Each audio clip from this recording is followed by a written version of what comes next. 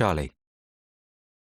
I am aware that I am combating my feelings about Nick going to university by A, refusing to talk about it, and B, flirting with him so hard it's actually embarrassing. But honestly, I'm this close to punching the next person who even uses the word university in a sentence.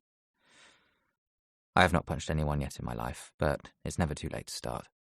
Oh, and C, I am getting drunk. Very drunk. It doesn't take a lot to get me drunk, which is extremely useful for situations like this, where year 13s are everywhere and no one will shut up about leaving school, and prom, and summer, and university, and I just want to go home. I stay away from Nick as much as possible because hearing him talk about it is the worst part of all of it. I am a terrible person. It's 11 o'clock now, and I've lost count of how many vodka lemonades I've had, and I'm having to stay seated on an armchair next to Tao in the conservatory because standing up is proving quite difficult at the moment. There isn't really enough room for both of us on the armchair, and my leg is sort of going numb because Tao is slightly sitting on it, but he's too engrossed in talking about something or other. I don't know. I'm not really paying attention.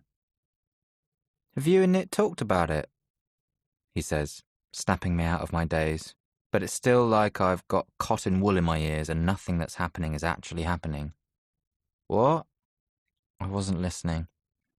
Tao grins at me. He always seems more like his eccentric self when we're outside of school. Tonight, he's wearing a stripy shirt that was probably intended for a businessman, with rolled-up green trousers and his signature red beanie. He genuinely does think he belongs in a Wes Anderson film. He throws his arms around me and rests his head on mine. Oh, you're such an adorable lightweight. I'm glad we're not leaving school this year. If one more person mentions leaving school, I'm literally going to cry. He pats my cheek. There. It'll all be fine.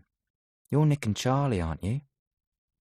I don't know what that means, I say.